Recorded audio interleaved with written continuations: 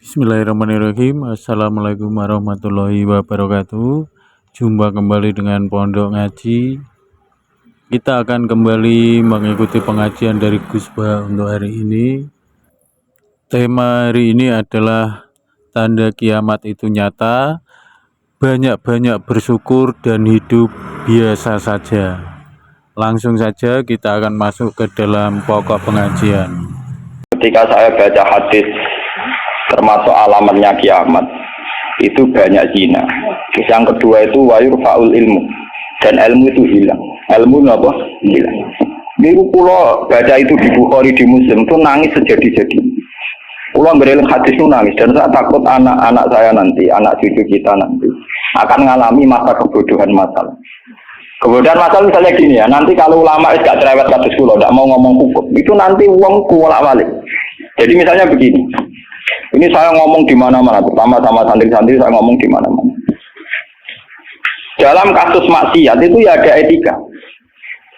Misalnya orang yang di niklab atau orang yang misalnya yang order orang nakal, itu juga ada aturannya. Misalnya Rukin daftar dulu, ya Rukin yang dapat dulu. Setelah itu Mustafa, setelah itu Mas Tri. Nanti yang gelem antri namanya anak baik. Rukin itu anak baik karena mau nopo antri. Nanti yang transaksi dan bayar namanya anak baik. Mergo dekne yo kasil zina yo bayar namanya anak baik. Kuatirku nanti kalau ilmu itu sudah hilang, nanti kemaksiatan sudah ada. Sing ono kok dilem anak baik. Yo tetap zina tapi dilem anak baik karena dia zinanya ya bayar ya mau antri. Paham ya? Orang melihat konser yang pornografi, yang mempertontonkan aurat. Kalau masuknya pakai tiket namanya apa? Penonton baik. Tapi kalau muga-muga ribut gak ada tiket, penonton jelek. Padahal cara Allah sama jelek nggak mergo delok porno. Paham? Lho boten, ilmu itu pasti nanti hilang. Dan itu yang pasti dimaksud Rasulullah wa yurfa'ul ilmu. Ilmu itu nanti hilang oleh etika sosial. Meskipun dalam etika itu terjadi kebobrokan agama. Itu yang paling saya takut. Nanti itu kebaikan itu dalam keburukan. Yaitu tadi orang nonton konten pornografi asal kamu bayar dia ke penonton baik. Kamu nonton kok ngarep dan bayar terus tengok penonton itu baik sekali. Wadah delok ngiler perkara pornografi. Tapi karena dia bayar dan anteng dianggap penonton baik. Karena dia dilem orang baik dia tidak pernah introspeksi kalau perilakunya salah. Paham ya? Nanti itu pasti maksudnya Rasulullah itu begitu. Itu di sarah-sarah ada, tapi saya memahami begitu. Nanti pasti hilang. Makanya saya bersumpah sampai saya mati pun saya akan ngomong ilmu. Meskipun ulama kayak saya itu tidak populer. Saya itu sering dikritik sama teman-teman saya rezekinya dari pidato. Gus ini apa jenara gelem pidato? Nggak jadi kalau pidato gak pede. Nanti nuntut ngomong aku loh. Gak jawab tenan, nggak siap. Ngrugekno kowe lho jawabanku. Gak usah Gus kayak orang satu aku rarok ya, tapi tetap sering pidato. Iya, macam-macam ya. Nggak gini terus kalau tenangan. Jadi nanti wayur faul ilmu itu begitu. Ilmu itu akan hilang karena kalah oleh etika. Etika dalam kemaksiatan tadi. Makanya saya pernah punya santri, dia itu punya toko kontong. Dia ngeluh ke saya coba. Boleh Dewi jenengan itu benar. Jadi wong soleh itu butuh nyali. Tapi ya, ini cerita. Pegawai negeri PNS itu kan punya gaji tetap, paham ya? Di gaji apa? Rasa tersinggung, biasa wah itu. Anggap aja ngomong ngarepe pangeran gue tak kayak itu. Lah kayak modal lowor. Itu apa? Yang satu murah. Dia itu punya toko kan. Ya gue pegawai PNS ada bulan gaji, paham ya? Gue dia sih. Lah itu lah. Wongnya rokan Gus, cara teori santri yo buka aurat jenenge ro. Tapi tak belajar ku bayar, jadi tak anggap pembeli yang baik. Nah contoh yo rokan kautan ketat tapi pembeli yang baik. Mergo bayar. Kalau ditoto Soleh bedino ning musala ning masjid tapi nak blojo. Nah, ada sih nyulayani kan. Pembeli yang tidak uang kan saya proses uang itu gua masuk be wong soleh jadi kalau si wong soleh mangkel no sing wong rapati soleh nyeneng no maksudnya rapati soleh perkara aurate lho ora perkara PNS lho perkara napa aurate iku ora salah paham kok di protes PNS lha iku padha karo pengurus masjid. Pengurus masjid, dia sumbangan wong sing terkenal korupsi atau terindikasi korupsi nyumbang 10 juta. Sing tukang etika 10.000 gegere gak karuan.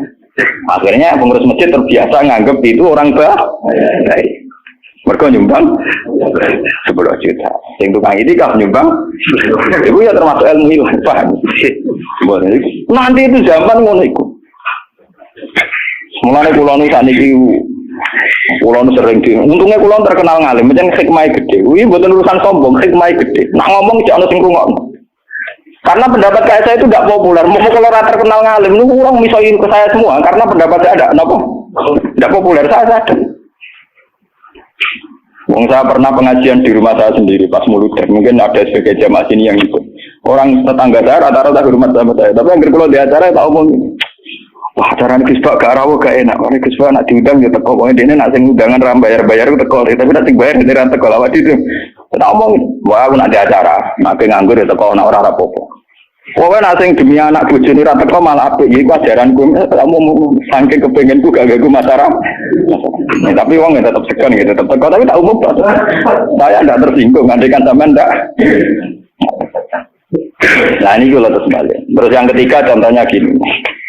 Kiai ku kados kula nu lebih nyai 5 tahun, bapak wafat 2000. Mumpun mangkel tenan, cara ra eling Quran mangkel tenan. Masyarakat yang anaknya setengah idiot atau yang dianggap gak pati pinter itu di pondokno.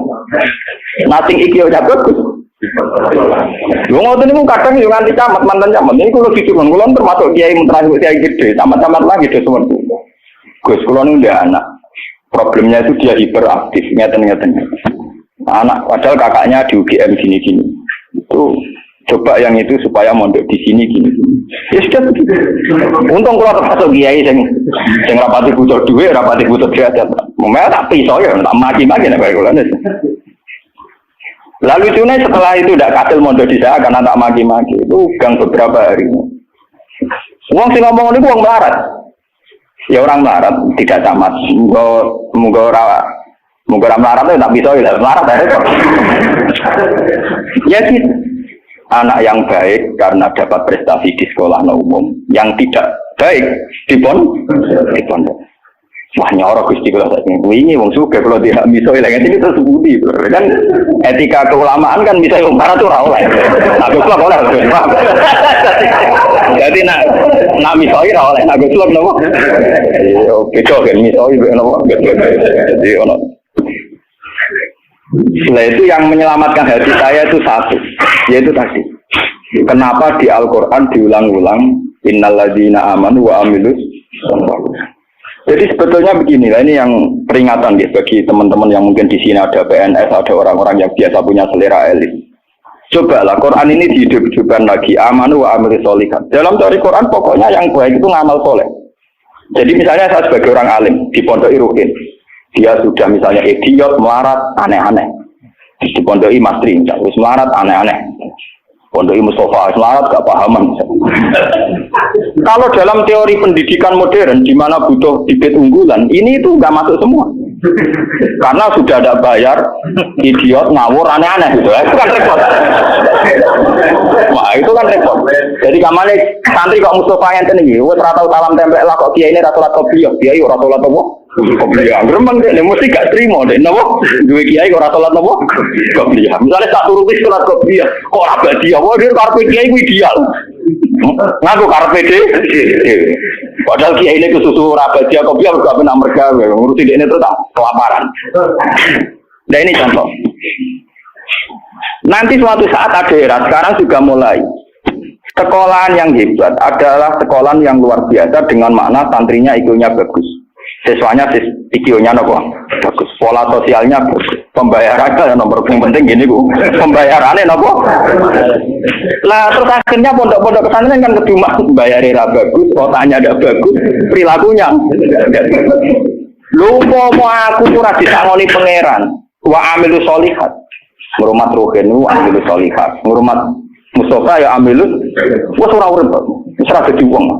Tapi karena saya punya semangat sarane Quran yang penting aku ambilus, ya sudah. Allah menitipkan ngamal saya lewat ngurmat materi, lewat ngurmat rohen. Ya sudah selesai. Masalahnya terus nopo? Nah, kalau suwun sing ngaji kula, semangat kenapa Quran ngulang-ulang wa amila solihan, diulang-ulang wa amil solihat. Penting dalam hidup itu amilus. Kalau pernah, ini cerita nyata. Saya pernah lihat TV sama ulama-ulama yang kayak saya, tipikalnya ya kayak saya, orangnya alim terus ya ikhlas. Cocok-cocokan kan. Jadi kiai lah ya tahu grup modal yang alimnya tak kulo, ya alim tenan. Ya putrane ki gede. Ya model kiai ini kan buka kertu. Ini tenan mata gue kisah nyata. Ini ngaji wong tua-tua. Dene aku kan wong enjoy Islam. Tahu tak kok. Mendingan nak dulu SPC, nopo menteri, nopo sing teng TV, wong kok mulyane ngono, buka lawange ra tau untuk menteri. Terus pokoke mulyane kok ngono. Wis ngono diarani pahlawan. Misalnya ngurumusno ekonomi, ono pertumbuhan apa? Jadi harus tahu iri ta ora. Niki ora ono ngono Gus, kok tak kok jadi. Waktu lama ya itu kan. Lah aku wong kula ya wong alim gak wajib sungkan dong padha napa ngalim. Ya takok. Loh, jenengan nggak bisa tak kok, salah ya jenengan nggak bisa tak kok. Jangan cerita awak jenengan ini, kok tak jawab. Dia cerita. Kalau karena memang kulo nih wis ikhlas istiqomah mulang masyarakat ratono sing hormati. Kulo wis digaji, gajine presiden ya dhuwur, gajine menteri ya dhuwur, gajine bupati. Nah ngamal jarane ngamal ini padahal tugas e. Ngamal tenan nak kita kedur ora ono sing gak. Tapi ora ono biji. Wah, awak buka dhewe tak mlebu mobil. Tak rusak ya dadakno. Bupati rusak sing dadakno. Tanduk harus ingin kawan. Kayaknya mobil lah rusak, aku tukang rusak. Cerita dari protes, gak mana kenyataan ini nopo. Terus baru ini cerita. Kenapa saya izin aja? Izin dimantau. Karena latar belakang saya kan kayak koran. Saya sudah pernah punya perasaan terguru dia.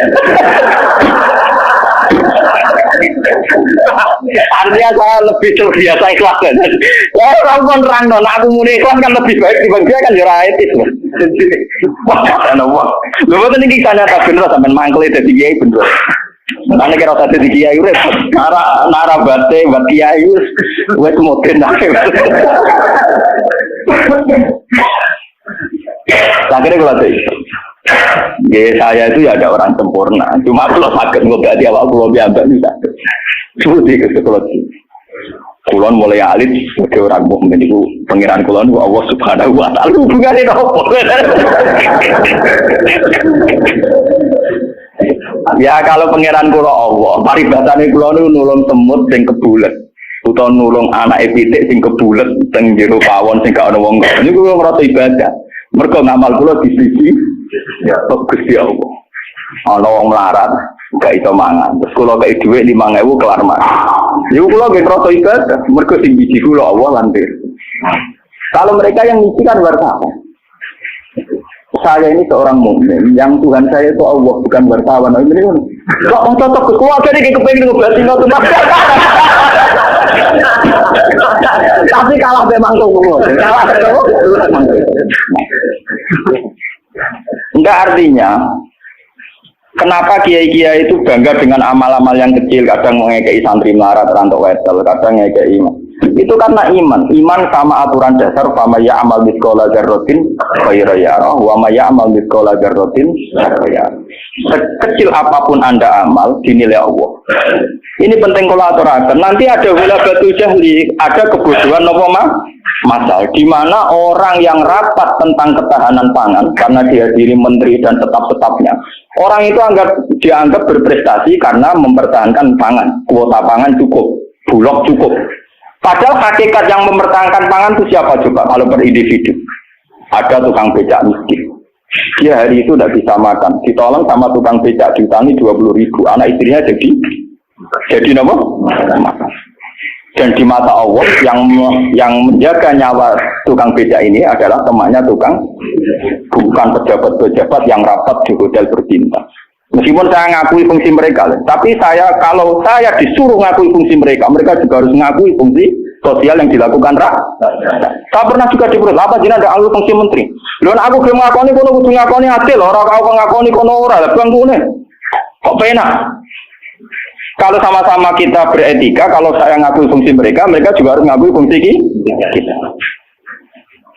Makanya saya itu kalau melihat petani di sawah, dan itu sebagian anak-anaknya mondok di saya, itu kalau saya nyeritani Pak, yang rapat-rapat ketahanan pangan di hotel-hotel itu hanya rapat ketahanan pangan. Sama sebagai petani yang tulen, itu yang hakikat mewujudkan Pak.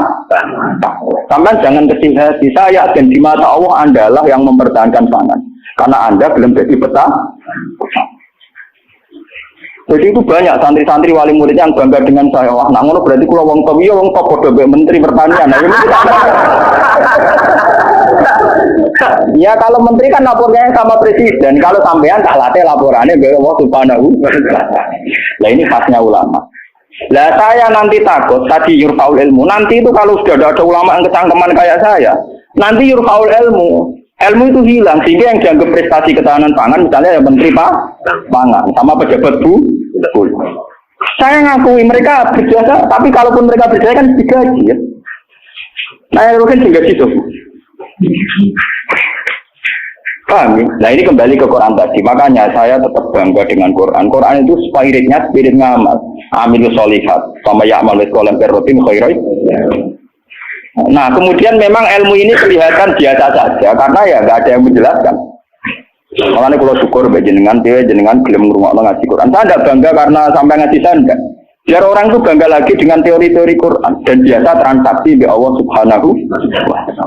Seperti saya ngaji di sini. Saya ini termasuk terkenal pintar. Beberapa kali saya diminta jadi dosen di universitas terkenal. Dan itu berkali-kali. Saya sampai sekarang belum pernah bilang iya. Dan itu Allah tahu niat saya. Ya supaya saya pilih yang Gusti Benono kiai sing ra dosen. Jadi pokoknya mulang, mbok prospek ora, mbok ono sing gaji ora. Tapi kan presiden saya kan jenengan. Jadi saya lapornya sama nopo? Nah, misalnya pangeran kemarin aku marah terus nganti mati. Marah itu nak dirasakan non agak dirasakan kan juga.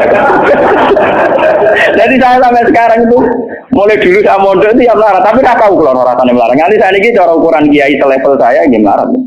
Karena yang alimnya alim saya, yang lebih kaya banyak sekali.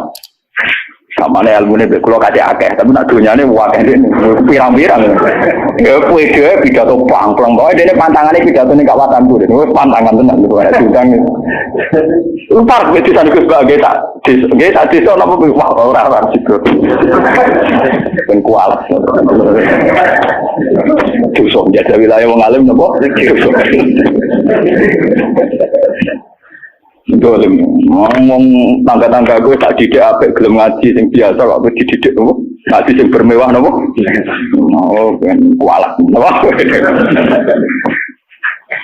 Jadi ini penting kalau terangkan termasuk yurfaul ilmu itu guys. Nanti kalau per individu termasuk mahasiswa termasuk santri yang biasa lihat TV, kalau per individu hanya mengapresiasi pejabat-pejabat misalnya ketahanan pangan daripada mengapresiasi tonggone sing ngutangi dan itu menjaga nopo itu akan bahaya bagi kelangsungan iman ya karena orang tidak biasa transaksi ke Allah Subhanahu wa taala. Padahal dalam kitab-kitab diterangkan betapa banyak orang jadi wali hanya berdasarnya keimanan wong siji wong loro tanpa rapat-rapat yang disorot media nopo. Sama tak cerita nih, saya pernah cerita di sini. Ono wong maju iki sugih ra karuan, wis sugih ro, udah anak wayu. Bareng dia anak ayu karena dia maju tidak beragama mikir. Dia bocah ayu ngene kok tak sono rugen pintu tapi wong cilik tak rumah aku kok gede-gede dirasakno. Mikir. Walhasil dia mutusno dirabi dhewe, napa? Karena dia maju. Bareng malam pengantin, tiap apa ngeloni, niku ditotok dia. Tok. Terus metu udah nih, mau wong ganggu bulan madu kan mantul, mau nopo? Kulo niku gak situ, balik meneh. Coba ublek, sekarang apa? Lampu cilik lho, sender apa? Sender apa gue kan ya? sendiri sendiri. Oh, sendiri cara bahasa Rembang loh. Apa liar sendiri? Oh, sendiri. Sendiri kalau sendiri. Tapi mirip. Nah, salah ucap apa repot. Boleh. Orang nyerempet kok keteringan kelapatan sendiri. Mungkin rawani bakat tak sendiri pasti kena. Uble netral. Agar diparani melaju itu sampai 3 kali. Sekarang 3 kali ngerti diparani itu sih diparani kan tidak omah. Ternyata dia itu seorang janda sehingga anak itu kelaparan. Anaknya kelaparan ditanya kenapa kamu ke rumah saya nak tak kerja kok melaju, terus dia cerita. Pak Majusi, saya ini punya anak kelaparan semua, ingin makan. Kalau saya ingat anak saya, mau memaksakan minta jenengan, karena jenengan yang punya makan. Tapi kalau saya ingat jenengan Majusi dan saya seorang mukminah, niat itu saya urungkan. Betapa saya tidak ingin menjual iman saya. Terus, entah ini kayaknya dari si Majusi tadi. Ini mangan gandum, pokoknya segala yang diperlukan janda itu dan anak-anaknya diambilkan terus diterok, dipikul dia seorang raja, diterok. Padahal dia hati lebih raga gudin. Buatan ini cerita iman. Biar sampai biasa transaksi oleh Allah Subhanahu wa Ta'ala. Nanti nilainya nanti saya akan satu. Biar sampai biasa transaksi oleh Allah Subhanahu wa Ta'ala. Terus dikasih. Nah cerita itu terbongkar. Itu justru karena antar wali. Jadi ada seorang wali. Dia mimpi di Ka'bah, dia zaman dulu itu masih mungkin orang tidur di seputar matok Gontoat. Dia seorang wali Abdal, dia tidur bersama Rasulullah. Fulan, wali Fulan, saya titip salam pada orang itu. Ternyata orang itu yang disifati Nabi itu orang Majusi yang di kampung terkenal paling arogan. Mergo ngrabi anake. Ketika dia tahu bahwa Majusi yang dititipi salam Rasulullah itu begitu, dia mengurungkan niatnya. Mau Rasulullah salah alamat, salah kirim salam. Itu kan nggak mungkin. Masa Rasulullah salah kirim apa? Salam. Itu apa takokno rapotnya elek kabeh. Niku mau Majusi sing saking kurang ajar yang rabi anak. Akhirnya dia memaksakan konfirmasi. Mau Majusi ini diparah. Ya Majusi, saya ini tanya tangga-tanggaan. Saya tidak ada yang cerita bahwa ada orang benar. Tapi aku ini gawa salame sama Rasul. Pasti kamu punya perilaku yang spesial, yang hebat. Majusi langsung iman. Asyhadu an la ilaha illallah wa anna Muhammadar Rasulullah. Nabimu banyak nabi tenan. Perilaku saya tadi malam enggak seorang pun yang cerita. Wah, kira iman. Ya langsung ngelone anak, ya langsung nopo. Padahal enggak disorot media mata dan itu perilaku Begitu juga di kitab-kitab ada cerita seorang lonte, seorang WTX. Dia setelah melakukan aksi kelonteannya pulang. Ngerti asu dilat-dilat ning tanah, dia menafsirkan itu pasti kehausan. Kalau bolak-balik cerita tentang mereka dan itu ada di hadis sahih, karena lonte gak priayi. Malah gue santri ora iso, lonte kelebihannya kan gak napa? Ya, iku dene nganggo sepatu putih medun ning sumur. Terus dicopot. Setelah ngambil air dicopot sepatu bootnya karena tangannya dua digongrang-ngeranggah munggah. Ya mau bergerak priayi, soalnya kan bergerak apa? Gak priayi. Orang priayi kan gak kebayang. Orang priayi jarian dia oleh munggah-munggah. Lalu ini cerita tentang hadis sahih. Setelah diminumkan anjing itu, Allah syukur sekali karena ada makhluknya yang diselamatkan di lonte itu dan diparingi tobat jadi orang. Lu apa susahnya sih kayak jenengan saya, Mas Ruben semua. Coba kita ini kan sering menyelamatkan nyawa. Paling enggak anak kita kelaparan kita berikan susu, istri kita kelaparan kita berikan nasi. Kita ini berkali-kali menyelamatkan nyawa. Tapi kita tidak pernah bangga karena kita nunggu bangga kalau kayak menteri, kayak presiden. Lalu iman kamu di mana? Lalu posisinya Allah yang nilai kamu? Kita ini mukmin yang geblek, mukmin yang bodoh. Malah nih TV juga sering kan. Bener cocokan kalau bagi ini cocokan antara wong alim. Lu buat nonton tiang kok. Namun kalau bagi mau cara tak ceritanya emang tapi kan ada sebut jenenge. Tapi ini tetap ngakoni nih. Mati man kejenengan ngalim jenengan atine jenengan apik kok jenengan suwe ana ati wae maksudnya. Dia baru sadar.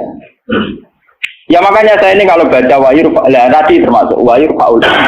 Orang yang kadang bergelar-gelar yang hebat kadang masih melakukan kebodohan dalam imannya, yaitu nganggap prestasi yang kayak presiden, kayak Jadi sementara penyelamat nyawa yang lewat aksi-aksi personal tidak gini.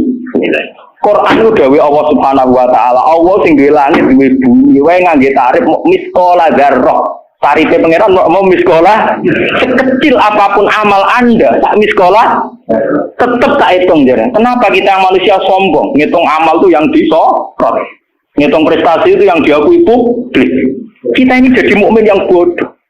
Bodoh. Mulane kira awali aku percaya santekno wiridan. Awali ketok tangan. Karena iman kamu itu iman yang bodoh. Mulane tobat, penting ngaji tobat. Napa? Tobat. Makanya nanti ya, karena saya tidak bisa mimpin sholat tasbih 1 Muharram. Nanti saya mimpin sholat tasbih di sini setelah maghrib. Mungkin agak akhir karena ya pokoknya begitu kan. Saya itu bukan ingin apa, ngiling-ngilingan ya. Kalau ciri utama ulama itu mengingatkan akhirat, mengingatkan eksistensi Allah Subhanahu. Sama Rasul Firman pulau kalau bolak-balik haram zaman bertamu dengan pulau Kembang Loka. Gama pulau Bojonegoro nggak berbojon susu. Terus aku bagus banget, terus sowan malah tambah dosa, mungkin haram no.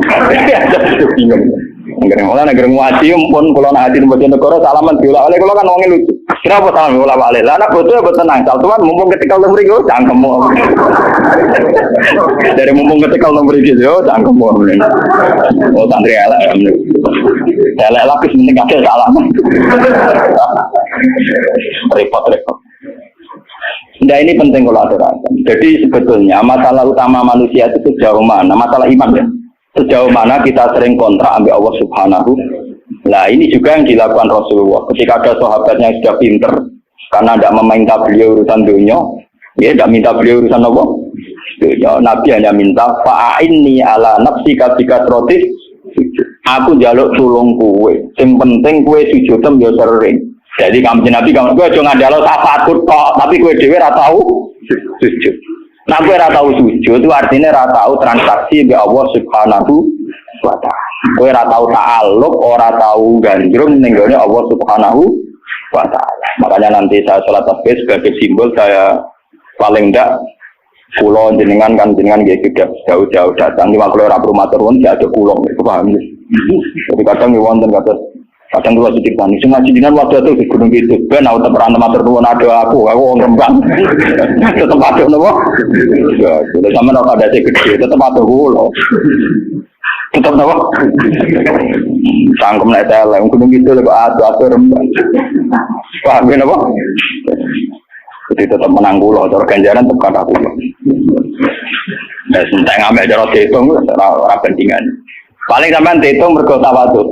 Artinya ngerasa bodoh terus ngaji ya dihitung apa? Dihitung apa? Kalau baleni malah.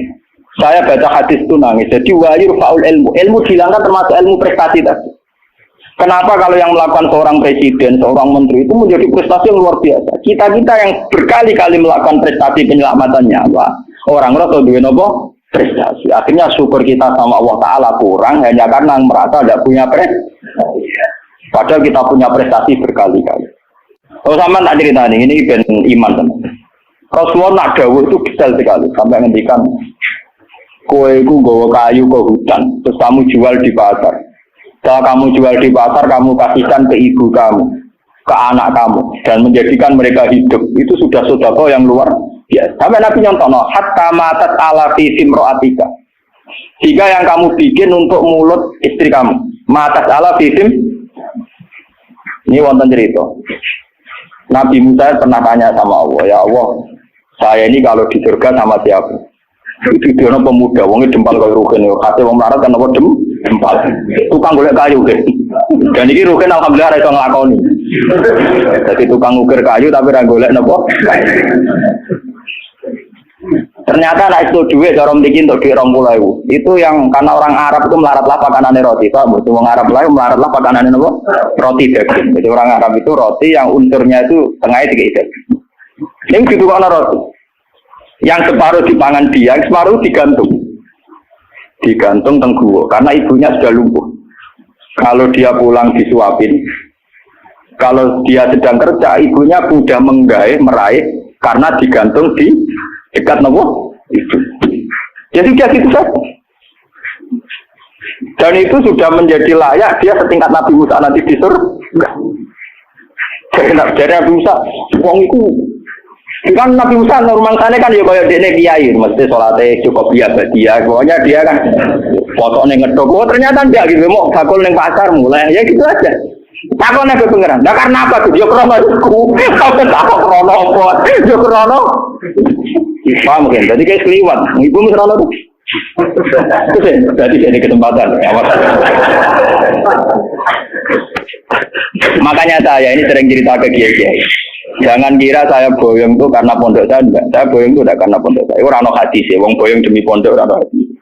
Karena demi ibu saya. Karena ibu saya masih hidup dan beliau masih membutuhkan saya. Makanya saya sering cerita ke supir saya, nak lihat ibu butuh mobil pamit. Nah ibu rasa pamit. Saya sering bilang itu sama Bapak Kangkang kalau ibu mau derek kemana ada usah pamit saya. Saya kalau selain ibu kan, ya sekarang harus jadi apa? Itu kita ini harus bangga dengan prestasi-prestasi yang dicontohkan Rasulullah Shallallahu Alaihi Wasallam. Tapi kita ini sebagai mukmin bodoh kita kan belok TV tadi. Kita ininya kan jadi tokoh hebat yang disorot media massa. Sehingga misalnya coba masalah air. Orang yang menemukan obat air nanti diapresiasi secara internasional. Mereka menemukan obat air. Padahal asal usulnya penyakit air karena seksisme. Padahal rumusnya Kiai itu lebih dari itu. Supaya rakyat gampang tuh rasa seks. Tapi orang yang apresiasi. Orang-orang apa? Oh maksudnya ngomong ya zina ya selamat. Kita ini nasibnya sih nak nuruti pengakuan publik, nasib kita sih iya.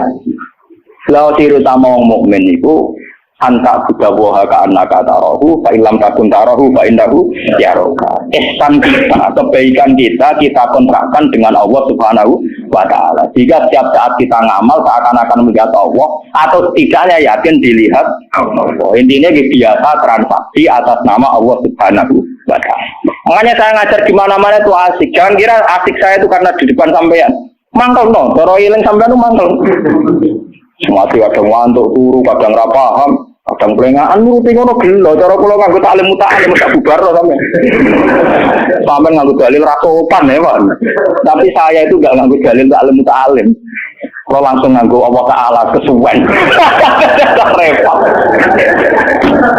Cepet gelo. Cara etika taklim muta'alim gak mlebu kabeh sampean. Nek ana gurune teko kudu nguwat bar kabeh. Nek duwiluk ora oleh melengak, terus wae tutup. Cara sampean ngaku kok istilah talim nopo tutup. Ini penting kalau aturakan. Jadi kalau suwon sampean harus secerdas sahabat ini. Kalau sampean sudah tahu saya ini misalnya ulama akhirat, ya hubungan saya dengan jenengan harus urusan nopo akhir. Kadang masyarakat tuh yang kadang ngawur banget. Kulo nu gak ada bapak, gak ada guru. Memang sebagian saudara saya sekolah umum, karena yang tidak diplot jadi ulama. Tapi yang diplot jadi ulama itu guru-guru saya ini tanyakan Lukman kalau nggak percaya. SD saja enggak.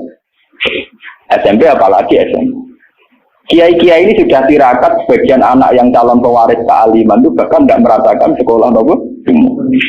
Tapi masyarakat enak saja, wis ngerti kiai ini ngono, anaknya apa sipen maru atau apa ujian di udungannya. Ya. Saya itu pernah punya kakak wakil bupati. Wakil bupati jadi bukan calon. Saya belum pernah main ke rumahnya. Tanyakan di Lukman. Saya itu hanya sekali main karena beliau pas mau haji. Dan itu di keluarga saya dihormati. Memang saya plotnya ulama, ya etikanya gitu. Padahal kakak saya itu sering ke sini, ke Tonggo dulu ketika saya masih kos di sini. Ya karena aturan dasarnya gitu. Yang tidak ulama, harus ulama itu dipegang. Padahal itu kakak saya. Dan itu ya nggak saling menyinggung, ya biasa saja. Kayak tenang saja, itu ya tenang saja. Wah itu kalau logika sampean kan aneh. Tapi kalau di keluarga saya biasa. Ya orang tersinggung kakak saya, memang yang tidak ulama, tuan. Ngomongin gagal. Ketika ada euforia, namanya punya dulur wakil bupati, wakil pinjam mobil, saya tidak pernah. Zaman itu saya miskin sekali ya. Kalau kesini yang B, ya biasa nyetop bosa, nyetop angkot di jalan. Gus gak nyilem mobil kakak, cangkem ulama, buat hari tomak kayak kue. Saya memang cangkem saya, memang masyarakat biar tahu, ulama udah gede kayak kue. Ya logika mereka kalau tidak pinjam mobil kakaknya, wakil bupati ke Umbat. Cangkem ulama pada anak kue, akhirnya mau sadar. Sebenarnya ulama tenang, jebule gak guyon. Maksudnya mereka sadar, nah aku ragu guyon. Guyon dia semua tak tirakati tenang. Saya itu mangkel kadang, ya itu tadi. Saya ini kan sudah begini, potongan saya kan potongan kuno. Lu ngoten niku nggih. Semuanya sesuatu kula lu apa kepen dadi wakil bupati sampai kepen dadi bupati kepen apa iki pirang. Kadang kita omongin, sing mabu wudu kita omong. Ya lek Pak kula tirakat ngene ra kepen dadi ngene iku malah mbok ndongakno sampe napa? Dadi. Mboten ngoten wis maksud jenengan akhirat wis akhirat kula unggunya ben. Ya tapi jojo tulung aku ini kok. Tetep ae. Ini wong badhe wonten tiyang daftar tentara nggih tuan kula. Wong bupati tuan kula mateno. Apa rak mangkel iki ya sopan artine dene yakin dengan Kiai Manti dari sini kan sopan. Tapi sisi di duniawi kan enggak. Kula yang Kiai jujur tak omong. Wong senengane bingung kula bingung terus. Aku nak ndongakno kowe iku atir kedurungan. Ora ndongakno dari tamu kon mulyakno enggak bingung kok. Lu tidak sepuro, mereka berene gue bingung aku tak omongin, guys punten aja tapi kayak ini nasib. Coba kalau zaman sahabat tidak begitu, Rasulullah sudah bilang, karena dia sering khidmah, gue jaluk tak turuti. Dia mikir beberapa hari terus dia sadar, ya dunia gue apa entek, mesti kiamat. Rasulullah orang yang begitu penting yang kersane Allah Subhanahu, mesti aku rantai urusan dunia, jaluk urusan akhir. Coba kalau antara sampean desa hubungannya kayak gitu kan seru. Meskipun ya tidak mungkin aku swargane beroken awor ya mungkin itu mukhal. Tapi kan lumayan tuh paling enggak beda kelas lah kan iso dulu. Loh karena saya juga tidak mau sekelas dengan guru saya. Aku diomongi contoh kula nu. Wes iki kantor kula cukuman to lan teman-teman. Jadi anak swarga awor guru jenengan tuh sungkan gak enak. Aku lutuk sedawu sapa Allah lahum maring ahlul jannah salamun alaikum rupane dawuh salamun alaikum. Iki cerita-cerita sing gampang-gampang wis. Nah sampean kepengin paham ilmu swarga kok ora rasane no. Kok angel menerangno. Pokoke ning swarga iku kepenak napa? Kepenak. Tapi sampean nak terangno swarga niku wis pokoke swarga. Ora usah bayangno mlebu swarga. Dimulai sakniki. Ya nak ya khisimun ya tenwa kan apa ketika terjadi kiamat niku tak khuduhum wahum khisimun. Jadi manusia itu takdir itu seneng tukaran. Karena tadi sengketa yang mari tukaran, pendapat baik yang masih nyari yang terbaik, sama-sama kebenaran nyari yang paling benar. Karena manusia itu dari awal kurang penggawean. Jadi barang apik cek diperdebatno dengan yang luwih napa apik. Sehingga bayangannya pangeran niku soben nak kiamat kapan saja terjadi wong lagi sibuk para padu lagi sibuk gegeran wis mesti karena tadi manusa niku mun watak dasare niku konflik tadi misalnya pengurus masjid bahkan mungkin organisasi perdamaian itu pas rapat ya tukaran padahal organisasi ini perdamaian ya tapi pas rapat lalu solusinya apa? Solusinya begini sih, tok debat gini, padahal no, organisasi no, perdamaian, tapi ya tetap tukaran, asal cek manusia itu tukaran. Uniknya lagi manusia itu kalau ingin damai juga harus punya alat untuk tukaran. Nah orang ya tidak. Lalu kalau nanti ngaji kitab dalam salah satu kitab ada makalah gini. Idza aradta as-sulha fasta'id dalil harbi. Kalau kamu ingin damai, maka siapkan alat perang sebanyak mungkin. Karena logikanya gini ya, kalau misalnya ada bajingan atau penjahat, dia punya bom, punya pedang, terus kamu sebagai orang soleh tidak punya apa-apa, bisa nggak bergening perdamaian? Kan nggak bisa. Mereka terpaksa damai karena kamu punya senjata yang imbang. Jadi kalau musuh kamu punya nuklir, terus kayak nggak punya apa-apa, ayo damai wae. Kamu kan rugi damai. Wong tak bom kena kok damai barang kan gitu. Makanya kamu harus punya senjata yang imbang. Makanya dalam tafsir-tafsir itu diterangkan ketika Allah menyuruh kita wa'iddu lahum mastata'tum min quwwati wa min ribatil khaili turhibuna bi aduwallah. Kamu umat Islam harus menyediakan alat perang sebanyak mungkin. Itu bukan berarti Allah menyuruh umat Islam perang terus buatan. Dalam keadaan dunia yang banyak gesekan seperti ini, orang itu bisa damai justru kalau sama-sama punya senjata. Dan itu teori itu dipakai seluruh dunia. Sekamane cara sing didelok wong akeh sing ora jare. Misalnya Amerika kan terkenal dikjaya, Korea Utara ben dirgani Amerika kudu gawe senjata sebanyak-banyaknya. Ya sudah seperti itu sudah teori yang dikatakan Quran. Karena manusia punya watak dolim. Watak dolim itu nak ora diimbangi ya mesti yang satu diinjek. Makanya dalam fikih Islam itu lucu. Fikih rodok jorok tapi gelem ra gelem kayak kudu setuju. Ya cara fikih itu kayak di bojo ayu celek. Nak ra gelem mbok kumpuli ra wajib mbok nafakoi. Jadi kono iso ngancam gak buka duit ra tak kei. Ajane rodok jorok fikih. Itu cara fikih memang gitu. Perempuan itu tidak wajib melayani suaminya jika tidak dikasih nafkah. Lucunya fikih yang merovokasi sing lanang dan wong lanang ra wajib nafkahin ora dikai. Iku wis ora usah terangno iku opo. Jadi fikih itu karena ngikuti teori umum. Makanya Mbak Mun itu fikih kata beliau itu, aku mbek fikih ini ra cocok. Aku apa mau omah tapi dagangan perkara itu. Tapi memang secara prosedur fikih gitu. Mana wong kere-kere itu pancen wis ora entuk jatah kelon karena ra iso nafkahi gitu. Itu cara fikih. Memang seperti itu. Karena kere kok pola, no? Kere kok pola. Kalau nak kere kudu ganteng. Jadi orang entuk jatah sing wedok sing seneng lah itu ijek entuk jatah. Tapi nek wis kere elek ya wis nelongso perkarane memang jadi karena seorang istri wajib melayani suaminya jika tidak kodak nafkahi. Bahkan menurut fikih Islam itu boleh rafa. Jadi oleh rafanya hakim. Pak Hakim suami saya kiri itu boleh. Dan itu bisa diceraikan oleh siapa? Hakim. Jadi rafa. Karena tadi manusia itu yakhisimun di mental konflik. Dan mental konflik itu tidak dihilangkan Allah sama sekali kecuali nanti setelah di surga. Makanya Allah ngendikan apa? Wa naza'na ma fi sudurihim min ghillin. Jadi sifat dengki, sifat hasud itu dihilangkan nanti setelah di surga. Hanya di dunia itu antara wong soleh ya mesti hasud. Mana ada sing ora soleh, sing soleh wae kudu hasud. Ya senine ngono.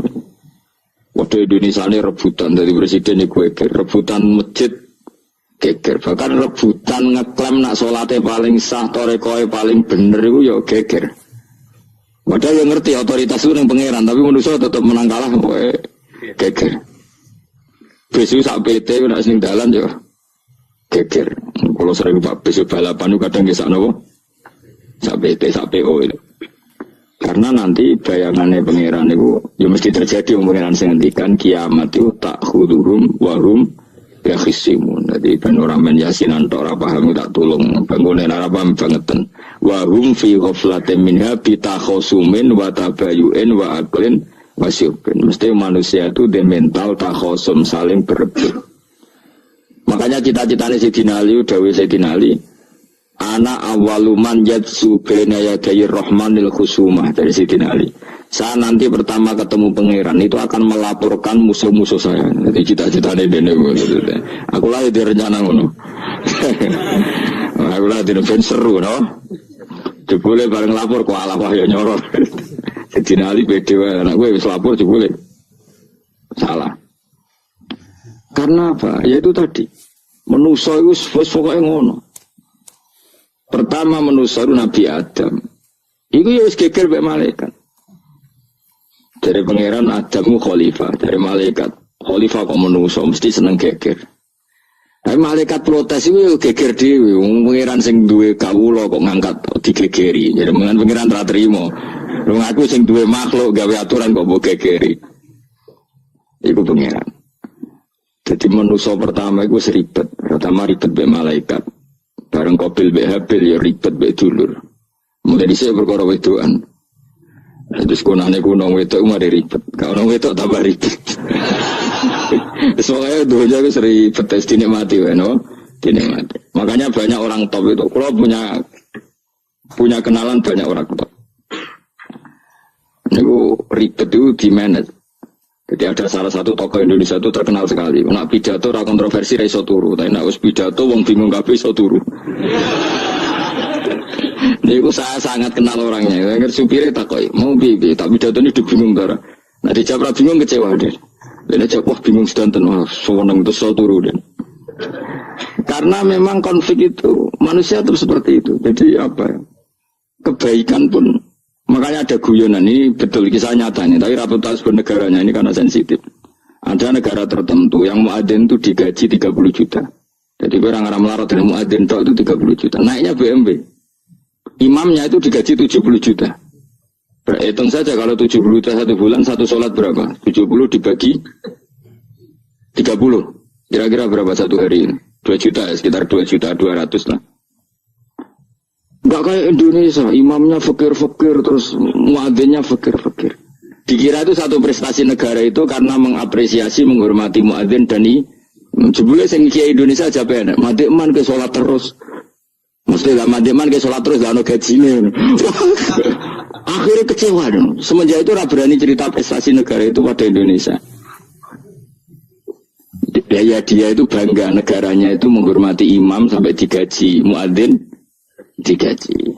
Terus dikirakan Indonesia dinya. Imam Indonesia kan fakir-fakir, kadang wis wajasane elek, imami dhewe, komat dhewe. Terus macam-macam lah. Nah. Tapi dekne gak ngerti nak Indonesia ku pinter tukaran, pinter debat. Oh, berarti ke sholat terus itu perkara ono gajine to ngono. Makanya imam di sana sergap-sergap karena kalau nggak ngimami dipotong gaji. Semenjak itu negara itu nggak pernah cerita prestasinya negaranya mengelola imam. Nah itu dunia-dunia kemarin geger. Saya sering debat sama banyak kiai karena itu. Gue setuju di masjid imami digaji sama ndak. Misalnya saya partai ikhlas, setuju ndak biar imami itu ikhlas. Ada yang partai realistis, mereka kan punya keluarga harus digaji dong, kalau enggak kasihan. Partai realistis versus partai ikhlas. Menang mana coba? Menurut hukumnya Allah mungkin menang ikhlas, tapi partai realistis, masuk uang kok ngimami tok rantuk gaji. Artinya apa? Dalam kebenaran saja bisa diperdebatkan, apalagi barang benar baik batin. Karena manusia itu punya mental wahum yakhisimun. Ya sudah seperti itu. Makanya nanti benar-benar gak ada konflik itu di akhirat. Nah, akhirnya imam gak bangga. Surga ngimami wangsane hebat, jebule mergo digaji. Mandek-man ke sholat terus ngono gaji ini. Artinya sholatnya orang Indonesia itu luar biasa. Imam-imam Indonesia tanpa gaji kok. Ya resikonya kadang mutung, itu kan gak masalah. Tapi ya gak masalah lah, tapi tetap ikhlas dibangun apa? Gaji. Mana kalau nu bingung saya, hafid mulai digaji, ustad digaji, kalau bingung ngerti takoi, kok berkali-kali beberapa pemprov kan ingin mengapresiasi hafid dapat insentif terus ustad, gua ngerti takoi, jenengan termasuk setuju apa enggak? Muni setuju, kok didik uang kedunyan, muni ras setuju hafid betul duit kok ora oleh, tapi mending ini, uang alim mereka mikir dunia, mending ada saya. Itu yang tanya itu kadang gubernurnya tanya saya, bupatinya tanya saya, Gus di daerah mana-mana itu ustadz, guru madrasah itu dapat insentif. Cara jenengan Rembang setuju apa enggak? Aku jawab gue ngelatih ustadz seneng duit yo rapi. Nentang ustadz untuk rezeki yo rapi. Ustadz fakir yo akeh tenan. Nah, gua kan wong keramat, gak mati masalah cara orang untuk gaji. Tapi kan tidak semua orang keramat. Gua kan wong keramat untuk gaji tetap gagal. Tapi rata-rata ustaz kan tidak keramat. Gak keramat, bojone cerewet. Cek kumpul mertua. Nggak, kalau sampean misalnya jadi, nggak ini cerita wakisimun. Seman setuju nggak kalau ada hafid itu dapat insentif? Ayo, ngaco. Setuju ora? Loh, kok setuju hafid? Terus gue senang hafid itu di mental materialistik. Setuju tak? Nggak. Terus dia setuju hafid rada duit. Mungkin ya, jadi ngurusi aku. Jadi memang kebaikan saja bisa diperdebatkan. Makanya dulu kalau ulama, makanya ijtihad itu penting. Ulama dulu itu kalau gejolak-gejolakan itu dalam hal yang tidak mujma'alah, ya tentu dalam hal yang tidak apa mujma'alah. Itu gejolak-gejolakannya itu nggak pernah selesai. Karena memang sesuatu itu pasti mirip ke sana, mirip kemari. Makanya disebut ra'yuna shawabun yahtamilul khata' wa ra'yuka khata'un yahtamilus shawab. Pendapat saya itu taruhannya benar dulu tapi ya mungkin salah, tapi pendapat Anda salah tapi mungkin benar karena mirip-mirip. Misalnya zaman sahabat itu sudah jadi perdebatan gini. Setelah Mekah ditaklukkan Rasulullah dan setelah Rasulullah wafat, dan Islam sangat-sangat kuasa, bukan sekedar kuasa lagi, sangat kuasa. Paling enggak menguasai Mekah Medina. Itu perdebatannya gini. Kita keluar Medina apa enggak? Sebagian sahabat, enggak, kita di Medina, ini ardu Rasulillah, ini muhajaru Rasulillah, tempat yang dipakai hijrah Nabi. Kita keluar dari Mekah, enggak usah. Sholat di Mekah itu fadilahnya sebagaimana 1000 sholat. Wah, debat gitu. Yang separuh enggak. Nguyai segoro itu apik tau. Mekah Medina sekarang sudah jadi negara Islam, tapi banyak bumi lain yang belum ada Islam. Menyebarkan Islam itu penting, enggak penting. Efeknya meninggalkan Mekah Medina. Hanya separuh sahabat yang meninggalkan Mekah Medina. Mimpiinihim itu orang-orang keren, Kak Sayyidina Ali. Sayyidina Ali akhirnya sakan Al-Kufah. Dia hidup di mana? Kufah. Abu Darda hidup di Syam. Salman Al-Farisi hidup di Palestina. Karena dia milih pendapat, kok nguyai segoro, sehingga sampai harus ditinggal. Akhirnya menyebarkan Islam kemana-mana. Termasuk barokahnya mazhab itu ada yang ke Cina, terus terdampar di Selat Malaka, terus ada yang ke Aceh. Makanya banyak yang berpendapat Islam masuk Indonesia ya era apa sahabat. Tapi kalau ditanya, bagaimana hukumnya meninggalkan Mekah Medina? Ya buruk, negara sebaik itu kok ditinggalkan.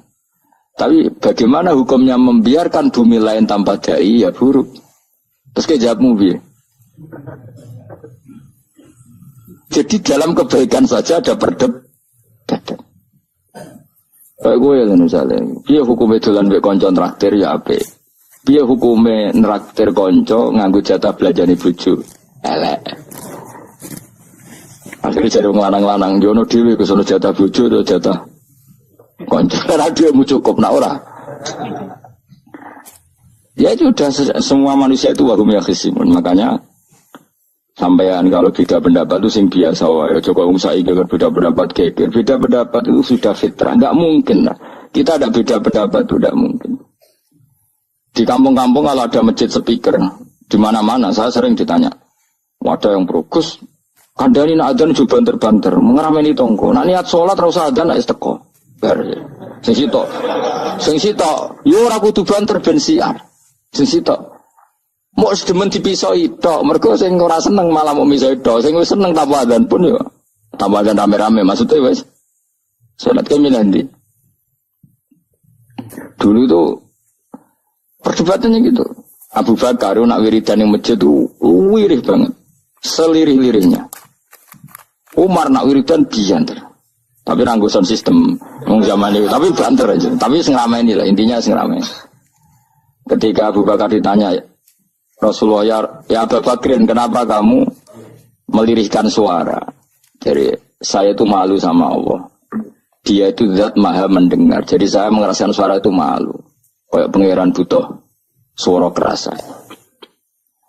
Umar ditanya, kenapa kamu terlalu keras? Umar jawabannya sederhana, betul-betul ngantuk.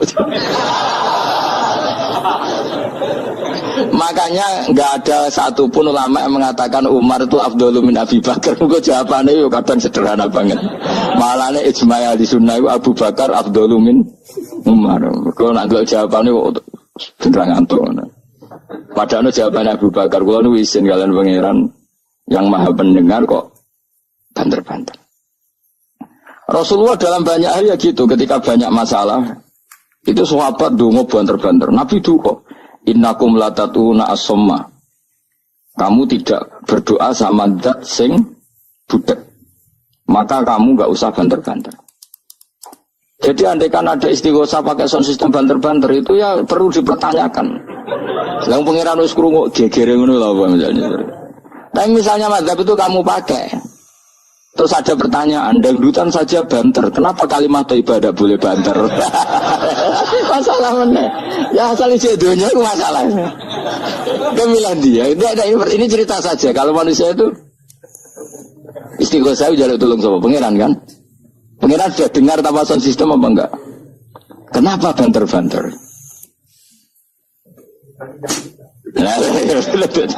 Tapi kalau tadi dibalik dangdutan saja banter-banter. Kenapa kalimat ibadah boleh banter-banter? Jadi manusia itu memang potensinya itu ya khisimun dalam kebaikan saja khisimun.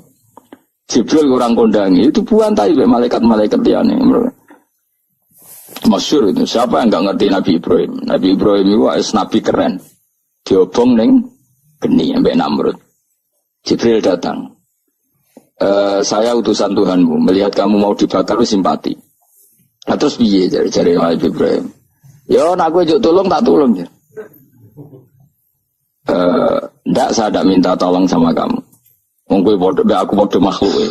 Kena wani ngomong dengan Jibril. Nabi Ibrahim santai. Maksudnya aku rabe aku sing nulung. Kue kondo aku tak kadakno pangeran. Jare malaikat Jibril. Jare Nabi Ibrahim. Lo nak soal pangeran rasa kondo gue berso. Artinya ngene lho, podo kekasih pangeran itu bantah-bantahan aja nih.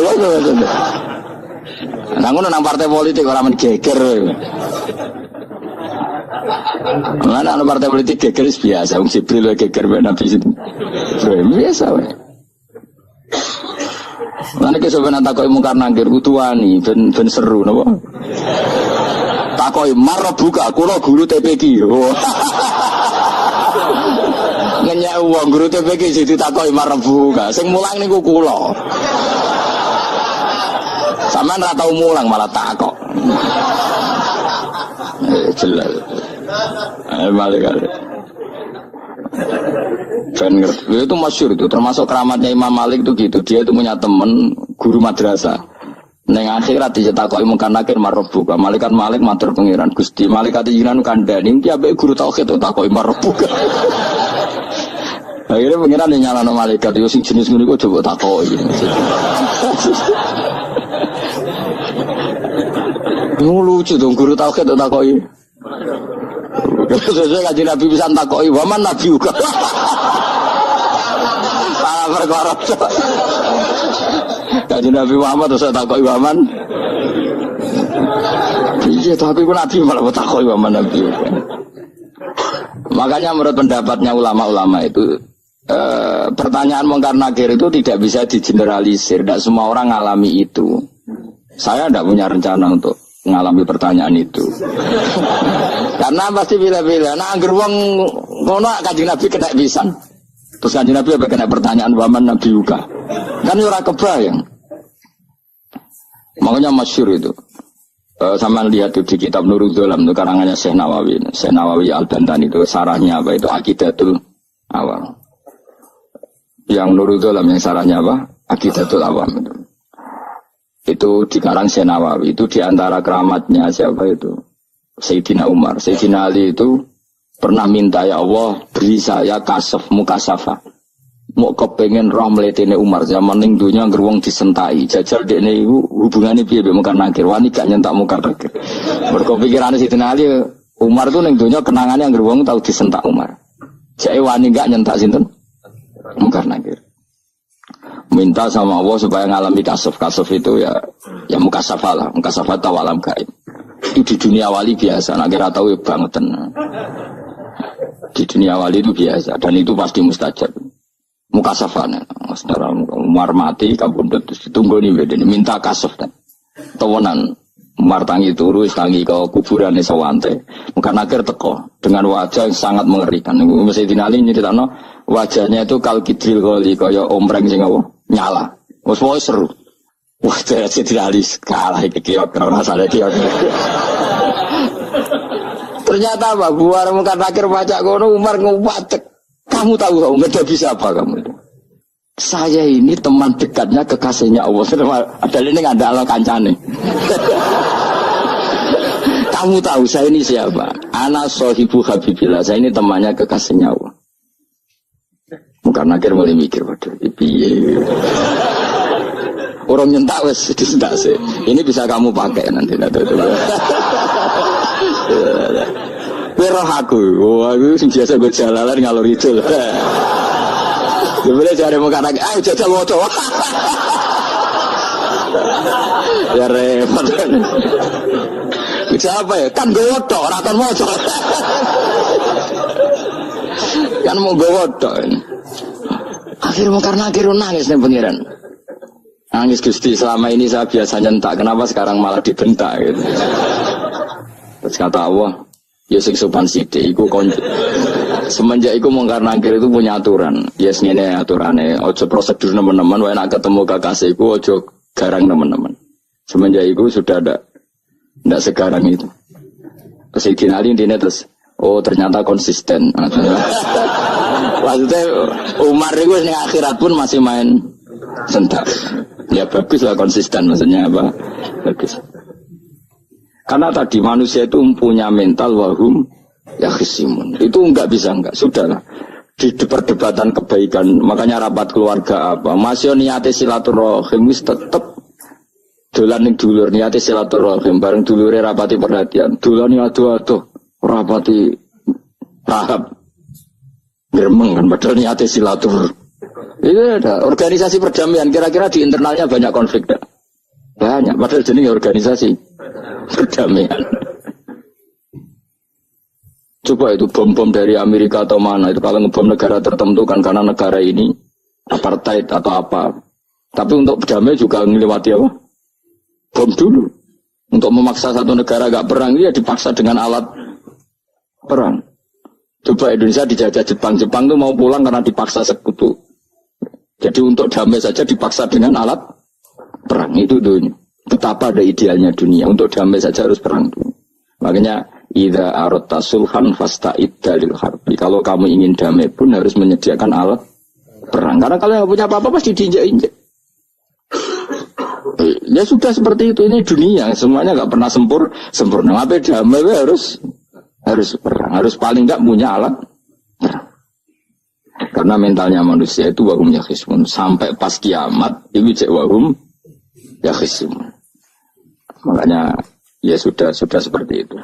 Tapi nanti insya Allah baru kayak kesolehan itu perdebatannya dalam kesolehan. Kayak yang dialami malaikat Jibril dan Nabi Sinten Ibrahim.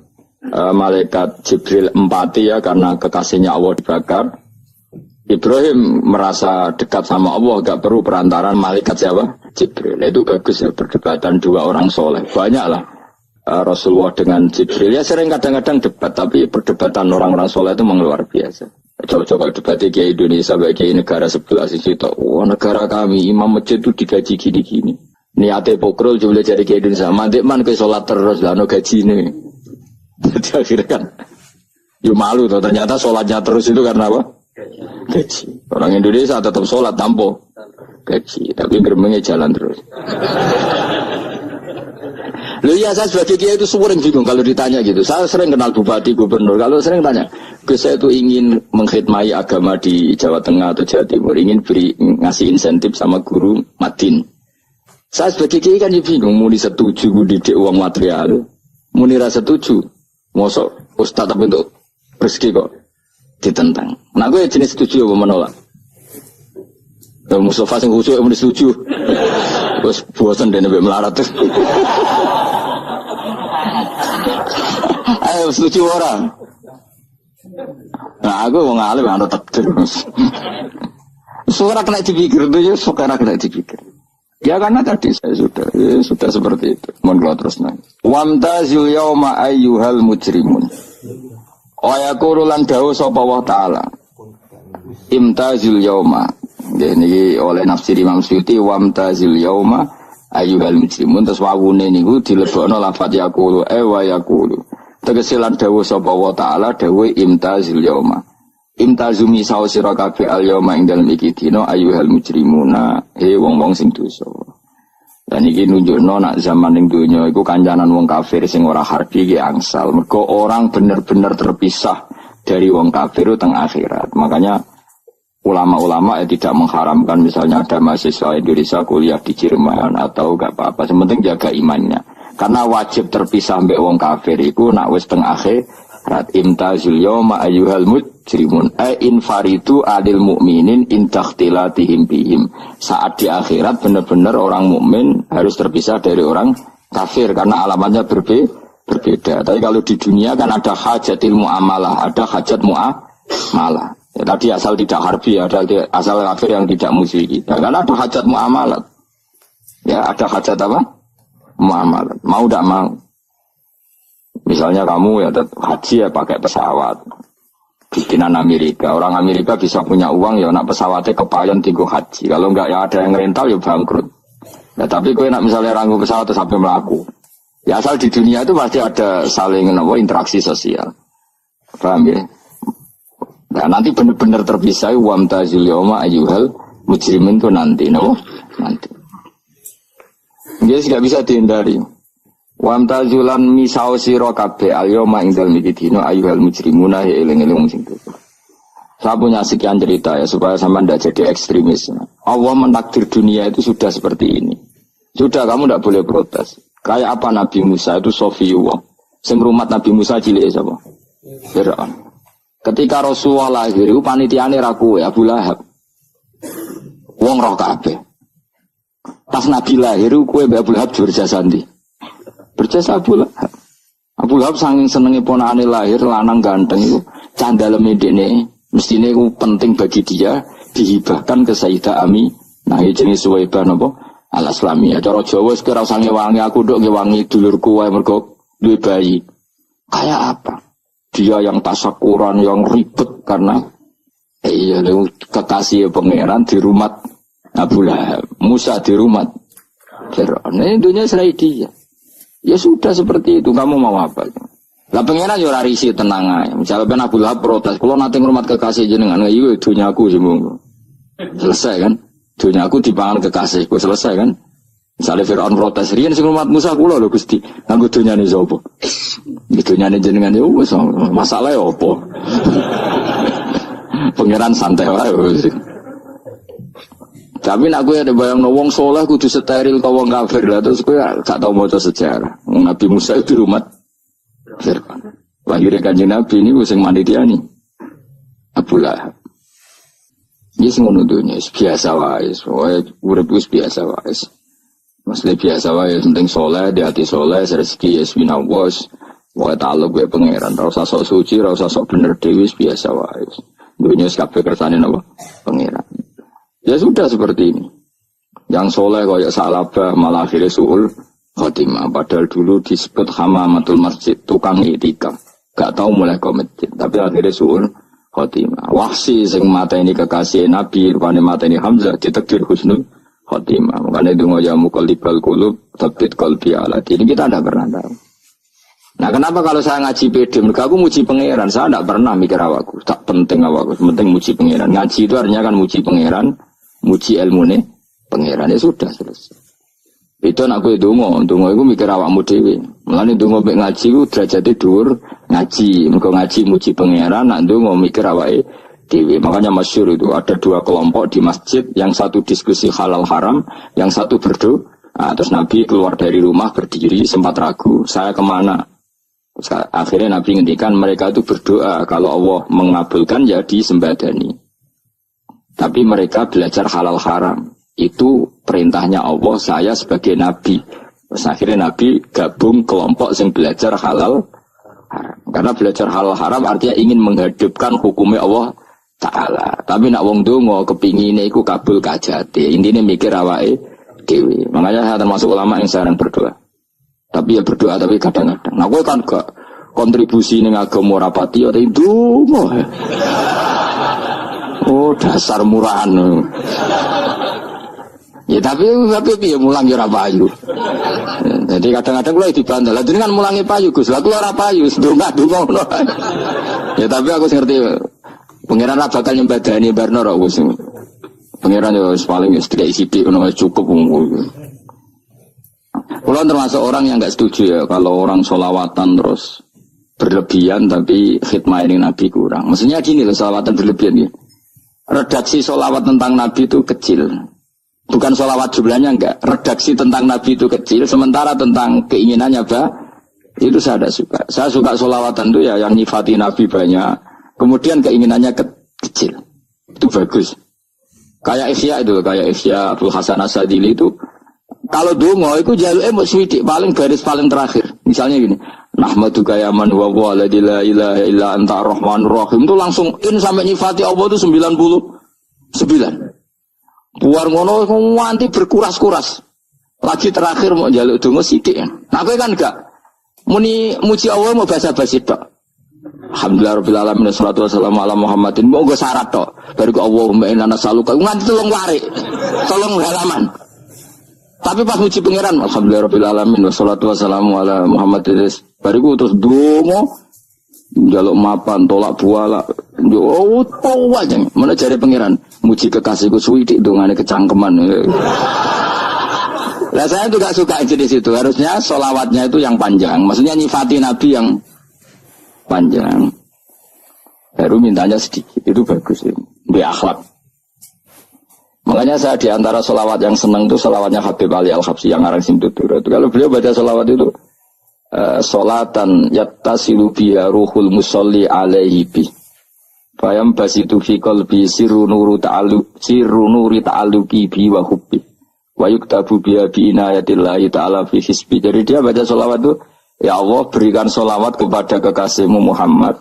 Dengan solawat ini rohnya saya, musolli itu rohnya saya yang membaca solawat, bisa sambung dengan rohnya Rasulullah. Dan setelah sambung saya terhitung sebagai orang yang mencintai Rasulullah. Dan saya berharap dari cinta itu saya tertulis sebagai umatnya. Nah, aku kan enggak mau solawat itu mau, saya termasuk orang yang enggak saya loh. Tapi ya tetap baik dibanding nganggo primbon ya satu solawatan ya. Tapi boleh punya etika lah dengan Rasulullah itu. Kalau dungo nyifati Nabi yang banyak. Kan banyak tuh selawat yang seperti yang saya misalnya di kitabnya Sayyid Muhammad ada. Wa sholli ala sayyidina Muhammad nuri kalam alladzi. Wah nyifati Nabi itu sampai panjang lebar baru menceritakan hajatnya. Kalau kamu kan enggak nyifati Nabi basa-basi, mau sidik mana. Malah kadang orang misalnya ala Muhammad. Wa ala Muhammad muni sayyidina aja disoal. Misalnya terus dari kudungannya apa? Panjang. Saya termasuk yang enggak setuju. Karena itu menurut saya kurang etika. Makanya Rasulullah itu kalau berdoa, kalau sudah nyifati Allah, coba tak beri satu contoh saja. Doanya Nabi. Alhamdulillahi hamda yuwafi ni'amahu wa yukafi'u mazidah. Ya Rabbana lakal hamdu kama yanbaghi li jalali wajhika 'azimi sultanik. La nuhsi sana'an 'alaika anta kama asnaita 'ala nafsik. Itu sudah berapa itu nyifati Nabi? Itu belum doanya tuh. Nah kamu kan enggak. Alhamdulillahirrahmanirrahim. Allahumma ya Allah di hajati gremeng seramu tuh tenan. Jangan kata-kata wali. Lanjut kula iku sisih dene. Kula wis sering ngamini dongane wong ngono tapi ning atiku amin itu maksudnya amin barno mawon Gusti. Tapi aku amin tapi amin Gusti barno mawon Gusti. Wong ora jelas ngono berarti. Jadi aku muni amin tapi amin barno maksudnya. Ya Allah barno amin maksudnya. Jadi karena tadi setahu saya doanya para nabi, para wali itu memang seperti itu. Ya coba itulah doa tadi aja yang saya sebut itu berapa kalimatnya. Apa? Alhamdulillah hamda yuwafi ni'amahu wa yukafi'u mazidah ya Rabbana lakal hamdu kaya membayi di jalali wajhika azimi sultani la nuhsi sana'an 'alaika anta kama asnaita 'ala. Enggak terhitung pujian saya kepada engkau sebanyak engkau memuji pada diri engkau sendiri. Allahumma inni a'udzu biridhoka min sakhatika fi mu'afatika min uqubatika wa bika minkal. Allahumma sholli bi haqqi jabarutika wa bi khawfika. Kan panjang sekali doanya wali-wali itu, tapi semuanya bersifati Allah. Bahkan banyak yang kemudian lupa enggak doa. Coba haji, doa haji itu coba. Labbaik Allahumma labbaik la syarika lak innal hamda wa ni'mata laka wal mulka la syarika lak. Wa ni'matu itu kan labbaik saya siap melaksanakan perintahmu ya Allah sa'dik. Engkau yang punya pujian, engkau la syarika lak lakal. Itu malah enggak ada, jarang malah ada doanya. Itu kalimatnya talbiyah semua. Allahumma antal azil akram itu sudah seperti itu. Karena tadi al-mu'min yashghaluhu sana 'ala Allah min ayyakuna li nafsihi dzakiran. Mukmin sejati adalah sibuk memuja Allah sampai lupa jatah dirinya sendiri. Nah, kowe kan gak mujine Allah basa-basi, dongane tenan. Itu jadi makhluk aneh, itu jadi hubungan mbek pangeran itu wong aneh. Ya tapi jangan rabakat wali, semuanya ikut dadine semuanya ikut. Ya tok ngono kok mari wali kakean malah gak elit. Jadi, tapi saya mohon itu di solawat-solawat itu usahakan jumlah paling enggak jumlah solawatnya banyak, doanya sedikit. Paling enggak misalnya kamu tidak punya kalimat yang apa baik ya mau solawat yang 100 juga ada salah biar guling-gilingan apa kita menyebut kekasihnya Allah lebih banyak ketimbang kita menyebut hajat kita sendiri ya gitulah. Paling enggak punya etika seperti itu ya. Kalau kamu enggak punya segot-segot sing keren, bacalah solawat berapa 100 terus cerita awam Gusti utang kula kathah. Mengira jawab wis roh.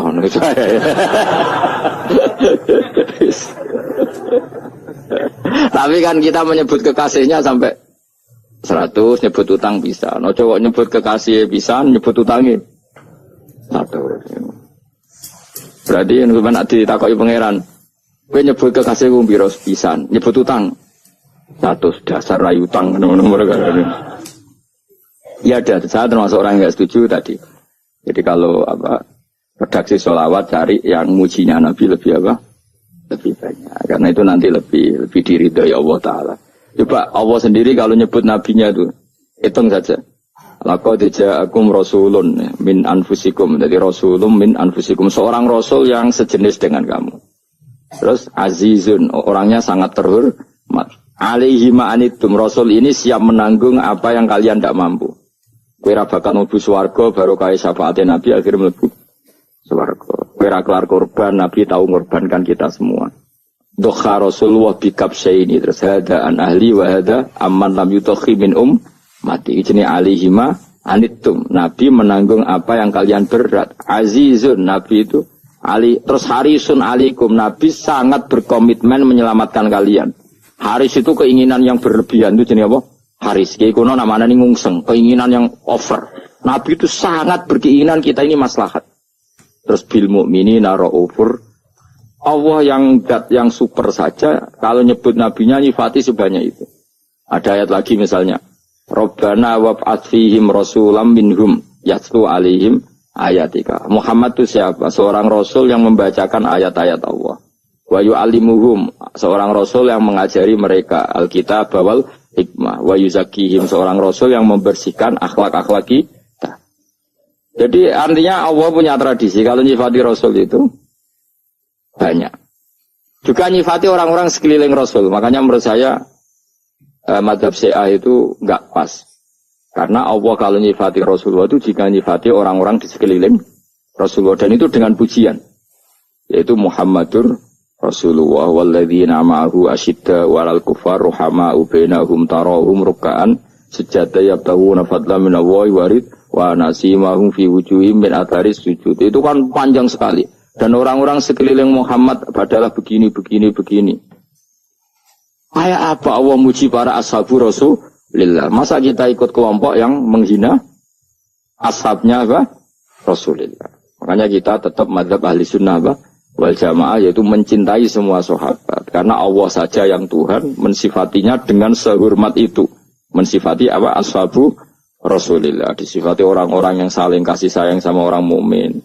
Tarahum ruka'an, sujud dan komitmen hidupnya untuk rukuk dan sujud. Simahum fi wujuhim min asari sujud. Udah asari sujud harus diterjemah, nanti sensitif. Cuma setahu saya asar sujud itu nanti setelah di akhirat orang sering sujud itu jabahnya itu ada nurnya.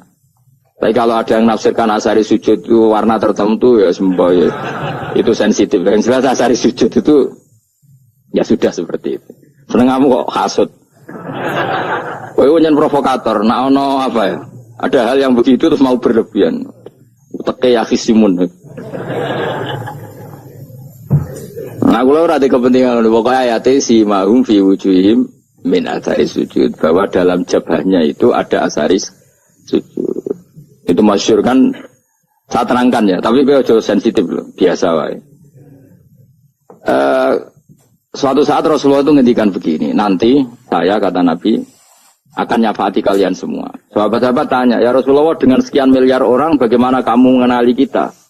Saya ulang lagi, suatu saat saya nanti akan nyafaati kalian karena saya kenal kalian. Maksudnya di akhirat. Ya apa? Di akhirat. Rasulullah tanya, ya Rasulullah bagaimana engkau mengenali kita sementara nanti di akhirat bermiliar-miliar orang gitu. Terus Nabi ngendikan gini, jika kamu punya unta dengan tanda tertentu, saya ulang lagi, jika kamu punya unta punya tanda tertentu, dalam jidatnya ada begini, dalam tangannya ada gini, dalam kakinya ada gini, maka apa kamu bisa membedakan untamu dengan unta orang lain? Ya bisa ya Rasulullah, karena unta kita khas. Misalnya kaki depannya ada putihnya, kaki belakangnya ada putihnya, dalam badoknya ada putihnya. Kata Nabi, inna ummati yut'auna yaumal qiyamati hurran muhajjalin min asaril wudu. Nanti umatku, nanti wajahnya juga bersinar, tangan kakinya juga bersinar. Jadi asar itu saya pastikan secara riwayat itu akhirat, maksudnya tentang akhirat. Tapi bahwa yang di dunia ada yang memulai asar itu nggih monggo mawon. Loh itu bagus kan, artinya ekspresi percepatan. Enggak apa-apa loh, daripada kok kowe ora jelas ini. Maksudnya ya orang ngetok ya panjang jarang sujud tenan. Wes ora usah sensitif, tapi yang jelas ya nanti. Ya soben kiamat ruang samu. Nanti hisab itu nanti kalau hitung hanya sekitar 3 jam. Hisabnya sak dunia itu hanya sekitar. Karena malaikat itu tidak kesulitan sama sekali. Tak warai ya. Ini nggak akan salah saya dalam hal ini karena riwayatnya sahihah. Kenapa hisab itu hanya butuh rubu'un nahar, 1/4 dari siang enggak. Anggap saja siang itu 6 jam atau 12 jam itu aja terserah. Kalau 12 paruhnya akan 6 ya. Seperti 1/4-nya berarti 3. Itu gini. Jadi nanti di mahsyar itu kan yauma tabyaddu wujuh wa taswaddu wujuh. Yaudah yang kafir itu gelap, hilang. Wajahnya, tubuhnya semuanya gelap. Yang mukmin itu semuanya terang. Jadi sudah yang tabyaddu wujuh wa taswaddu wujuh otomatis terus nyingkap. Terus pergerakannya itu delala yang tabyaddu wujuh itu ke kanan, yang taswaddu wujuh ke kiri. Maka kamu jangan punya sinar yang kelap-kelip. Nanti kena bego yang karena gak jelas tadi. Maka kamu harus sinarnya yang sejelas-jelasnya. Ghurran muhajjalin min asarin. Untuk bila perlu nur kamu sampai menembus langit saat itu. Makanya ketika orang mukmin sudah nurnya ada di muka, ada di tangan, masih ngendikan Rabbana atmim lana nurona karena takut masih kena bego tadi. Karena kalau hanya wudu tok, sikil tok kan bayangkan di miliaran orang kan bisa agak kelihatan. Tapi kalau nurnya sampai nembus langit kan, itu siapa kok nurnya sampai? Kan malaikat langsung tahu. Lane hafal Quran, alim kan insya Allah nurnya itu. Sama zaman itu masih berdoa, Rabbana atmim lana, sempurnakan nur kami. Karena nanti identifikasi malaikat berdasar tadi. Kalau ada nur berarti diletakkan ashabal yamin. Kalau nggak ada nur, ashabal shimal. Nah malaikat yang dibawa bigu itu kira-kira detail nggak? Dugaan saya kalau kelap-kelip pasti kena simal. Wah ini partai kiri mesti kan. Omna sing wudune mau dulet sirah tok sithik. Karena anat mazhab Syafi'i. Sebetulnya meskipun itu sebaiknya kalau basuh sirah itu kabeh ben ora kelap. Kelip mana aneh pepes terus dulat-dulet tok. Iku soben ya itu. Kelap-kelip. Ya sudah ya. Setelah itu kata ngendikane pangeran yu'raful mujrimuna bisimahum fayukhadu bin nawasi wal aqdam. Orang-orang pendosa kelihatan maka diletakkan di kiri. Nah sama yang orang-orang baik si mahum fi wujuhim min asari. Jadi ayat itu jelas tentang akhirat. Tapi kira usah terus provokasi. Karena kamu kok yakhisimun. Maksudnya provokator. Jadi nanti yang mukmin jelas nurnya. Lah nur ini nanti dengan kadar iman kamu, perilaku kamu. Ada yang kelap-kelip, ada yang... Nah yang kelap-kelip ini yang kena bigo itu tadi. Nanti setelah kena bigo ikut ashabi simal, yang kelap-kelip disortir lagi. Malaikat yang bagian detail kan ada nanti. Nah ini terus ditubir neraka. Yang kafir benar-benar neraka, yang ini ditubir neraka. Itu nanti ini yang ngel-ngelok kanjeng Nabi digoleki ya ini itu. Mana sakit kanjeng Nabi, mana ono kiai soleh darani, nah iso soleh dhewe sakit Nabi mergo terus goleki endi umatku sing kelep-kelip gitu. Dicari disafaati. Imma langsung dituruti Allah wa imma diumbasine neraka. Ya terserah rencanamu piye kon aku kowe. Tapi yang jelas apa? Kiamat itu cepat sekali karena tadi ada identifikasi tadi. Makanya hanya cukup 3 jam karena tadi yang jelek kelihatan jelek, yang baik kelihatan baik. Makanya cepat. Ya oraful mujrimuna bisimahum, orang pendosa dikenali lewat alamatnya yaitu taswaddu apa? Wujuh. Kalau orang baik dikenali lewat tabyadu wujuh. Nah terus setelah nyingkir, ini ngono tak warai kiamat. Setelah nyingkir itu faduri babenahum bisuril lahu bab. Setelah tersingkir tadi terus lalu ada pintu penghalang, pintu pemisah. Nah pintu pemisah tadi yang sisi kanan langsung jadi surga, yang sisi kiri jadi neraka. Itu disebut faduri babenahum bisuril lahu bab batinu fi rahmatu wa zahiruhu min kibalihil adzab. Yang pintu arah kanan otomatis wilayah surga, yang pintu kiri otomatis wilayah neraka. Nah, problemnya ketika penutupan pintu itu dah yang kelap-kelip itu katut kemana ini yang makanya kamu jangan malok partai yang apa? Kelap-kelip yang enggak jelas itu koalisi kemana ya? Kalau partai besar kan iso nyalon presiden, partai kecil ini kan ikut mana ini kan? Tinggal sore 1%, 2% ini kan repot. Loh, coba misalnya nur kamu 2%, berarti gelap kamu kan 98%. Kira-kira malaikat mengkategorikan kemana coba? Ayo jawab. Gelap. Loh, kode semangat. Padahal itu bagian dari kamu. Kalau satu tubuh itu sinarnya hanya 2%, kira-kira kategorinya itu partai gelap, partai terang. Kode semangat kok itu. Berarti kegaruk kemana? Kiri. Tapi bisa saja malaikat cara berpikir gini. Tapi kok ada cahayanya ya? Padahal kata Allah, yang bercahaya ashabul yamin. Kan nggak ada bilang cahaya terang. Bisa saja malaikat, alhamdulillah berpikir begitu. Ya nanti kita rayu saja supaya berpikir ini kan yang penting ada cahaya. Kan Allah tidak bilang terang apa kelap-kelip. Ya mungkin saja asal ada cahaya dikategorikan lahu nur, punya apa? Nur. Tapi yang jelas saat itu pun yang sudah punya cahaya masih berdoa Rabbana atsmim lana nurona. Ya Allah, saya mohon sekali nur-nur kami sempurna. Jadi ini saya bantu teman-teman yang hafid-hafid supaya tahu maknanya ya. Dan yang nggak hafid ya dengar ya. Kalau nur itu penting. Makanya Nabi itu kayak apa? Nabi itu orang super. Itu kalau ngedikan wa maj'al min fawqi nuran wa min tahti nuran wa an yamini nuran wa an simali nuran. Sampai terakhir Nabi masih mendoa untuk dirinya waj'al li nuran, dan semua tubuh saya jadi nur. Saya Nabi sudah gitu. Ya Allah, jadikan sisi depanku nur, belakang kami nur, kanan nur, kiri nur. Terakhir itu apa? Waj'alni nuron, dan doa semoga semua tubuh saya jadi nur. Itu termasuk doa yang sering saya baca. Karena saya takut kelap-kelip tadi, ini bahaya ini kalau malaikat. Saya tidak tahu cara berpikir malaikat tadi. Apa ngitung 98% maka dikategorikan apa? Gelap, apa dihitung nurnya saja? Wong instruksinya Allah kan yang ada nur ashabul yamin. Meskipun kelap-kelip kan punya nur. Saya tidak tahu nanti ikut 2% ikut mana kalau di partai koalisi? Ya, ikut yang menang biasanya, ikut yang apa? Ya paham ya, makanya saya mohon kalau wudhu itu usahakan sempurna, terutama wudhu sholat. Kalau nggak wudhu sholat itu sebaiknya nggak sempurna, supaya ada bedanya wudhu sholat sama wudhu tidak sholat. Rasulullah itu masyhur gitu ya. Rasulullah itu kadang tawaddu'a wudhu'an khafifan, wudhu yang sederhana, yaitu hanya sekali-sekali dan tidak sempurna. Ketika ditanya as-sholat ya Rasulullah, tidak.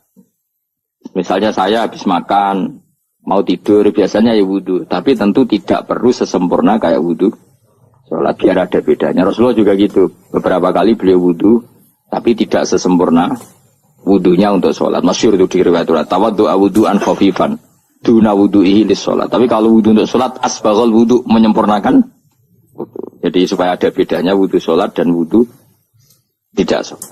Saiki gak wong ora iso ngaji padha kabeh. Abu Bakar ya gitu. Ana wong poso sunat kok nyediakno buka dimarahin. Istrinya pernah nyediakan buka beliau untuk puasa sunat. Itu embernya dipecahi Mbak Abu Bakar. Ditanya, kenapa gitu? Apakah kamu akan menyaingi Ramadan? Jadi gak boleh memperlakukan puasa sunat kayak Ramadan. Ya biasa saja kalau puasa sunat tuh wah buka kolak apa. Ramadannya ya iri tuh, ini gimana kok saya disaingi ini. Jadi kabeh itu ada proporsinya, ada apa? Makanya megang Quran ya wudu, megang wudu. Nah tapi gitaran terus wudu, pengiran tersinggung. Piye kok om jaga gitar wudu? Jadi gak boleh kebaikan disaingi itu juga gak boleh. Bapak gue sergep wudu sampai nyekel gitar. Untuk Quran tersinggung, wah semen ibu gak semburu kan. Malaikat panitia kan ya tersinggung. Kabeh itu kan ada proporsinya apa? Ada proporsi. Itu hebatnya Rasulullah. Jadi kalau beliau wudu, bahkan wudu itu wudu li sholat sama tidak sholat itu. Misalnya sholat sunat. Sholat sunat itu kamu mampu ngadeg boleh nggak duduk? Boleh. Kalau sholat fardu nggak boleh, biar ada bedanya. Fardu itu spesial, nggak boleh, harus berdiri. Kalau sunat pun harus berdiri. Fardu tersinggung. Iya sunat kok nyaingi aku kan gitu. Ya, makanya sholat fardu wajib berdiri. Ya, sholat sunat boleh duduk meskipun mampu loh ya. Nggak boleh sama. Sholat sunat pun harus berdiri. Berarti ada sunat menyaingi fardu. Ya jelas ya. Jadi Aturan main itu harus jelas, nggak boleh. Makanya Abu Bakar itu nggak mau kalau ada orang puasa sunat kemudian apa? Abdullah bin Mas'ud lebih parah. Dia itu tukang nyuwepeng orang yang selalu sholat duha. Makanya saya itu duha itu jarang, karena takut kena sweepingnya siapa? Abdullah bin Mas'ud. Itu ada orang khusyuk tiap hari duha disweping sama dia. Apakah kamu menjadikan sholat ini jadi fardu? Kok mbok lakoni bedino? Awas nampak lakoni bedino. Daerah akhir duha dilakoni bedino. Perkara ini butuh duit. Itu kalau zaman Abdul Mahmud kena sweeping apa? Karena berarti menandingi fardu. Yes, ora usah anut ilmu ku bahaya itu sensitif. Cuma ini kan ilmu tetap tak utarakan. Biar kamu tahu, enggak boleh fardu disaingi itu enggak. Coba kan banyak ketentuannya tadi. Contoh paling gampang itu apa? Kalau sholat fardu boleh, enggak boleh apa? Duduk. Sholat sunat boleh duduk. Sholat sunat boleh di kendaraan sesuai jalannya kendaraan. Nama tawajjahat bi rohilatu. Kalau sholat fardu, kalau kamu naik unta harus turun untuk memastikan di kiblat. Jadi banyak sholat sunat kamu dalam keadaan najis sudah tidak boleh dilakukan. Kalau sholat fardu, karena saking pentingnya fardu, meskipun dalam keadaan najis yang menemukan alat sesuci harus tetap sholat. Jenenge sholat dihormatil waktu, karena nggak boleh fardu ditinggalkan. Meskipun nanti harus dah, karena nggak boleh mengalahkan fardu, meskipun itu oleh najis. Jadi misalnya kamu pergi hanya bawa satu celana, kemudian di terminal atau apa kena najis, kena uyah sampean misalnya, kamu harus tetap wudu dan sholat, karena nggak boleh fardu ditinggalkan. Meskipun nanti harus dah, karena sholat kamu tidak sempurna. Dalam keadaan celana kamu najis, boleh nggak sholat sunat? Oh nggak boleh. Karena kalau fardu itu darurat memang sesuatu yang harus maka dilakukan. Tapi kalau kamu dalam keadaan nggak suci nggak boleh melakukan sholat apa? Sunat. Karena fardu itu spesial apa? Spesial. Bun kalau terus nanya. Wamtazil yauma ayyuhal mujrimun. Ya jadi orang mujrimun harus terpisah dari orang apa? Mukmin. Dan yang keharusan itu ketika di surga. Tapi kalau di dunia ya boleh muamalah boleh. Ya muamalah yang halal maksudnya. Infaridu tegese misal sira kabeh ana mukminin sing pira-pira mukmin intaktilatihim. Nalikane campure kufar utawa al mujrimin bihi kelan al mukminin. Rujuk ibu wale betul napa. Maksudnya rujuk itu wale ge sami intaktilatihim mukminin bihi kelan kufar utawa kufar ning mukminin. Alam ahad ilaikum ya bani Adam. Alam ahad ana ta ora merentano ingsun ilaikum maring sira kabeh. Amurkum tegese ana ta ora merentano ingsun kum ing sira kabeh ya bani Adam ae bani Adam. Ala lisani rusuli ing atase lisane para utusan-utusan ingsun. Bukankah saya telah merintahkan kamu wahai bani Adam Allah tak butuh setan. Yen ta ora menghamba sira kabeh asetan ing setan. Ngendikane pangeran kowe ijek kanut setan ku cek nemen. Bukankah sudah saya perintahkan kamu tidak boleh diperbudak napa setan. Maknane la tutiu tegese aja taat sira kabeh ing setan. Inna usak temne setan laku maring sira kabeh aduun musuh mubinun kang jelas. Bayinul adawati banget musuhane. Lah yo setan musuhmu kok malah mbok enut bocah kok sarap ngono. Karwan musuh kok di anut ya pangeran mergo Allah wali fid dunya wal akhirah. Wa ani buduni lan yen to nyembah sira kabeh ni ingsun. Wa anune kelakuan budu nyembah sira kabeh ni ingsun wahidu tegese nglakoni tauhid sira kabeh. To mengesa kano sira kabeh ni ingsun. Wati ulan to atau sira kabeh ning ingsun. Harusnya kita hanya ibadah ning Allah Subhanahu wa taala karena Dia yang menciptakan kita, tempat kita kembali. Setan itu tidak siapa-siapa. Makhluk yang hina, yang lemah, kok malah taat. Itulah tadi ceramah dari Gus Ba untuk pengajian hari ini. Semoga bermanfaat bagi kita semua. Terima kasih. Sampai jumpa di pengajian Gus Ba selanjutnya. Wassalamualaikum warahmatullahi wabarakatuh.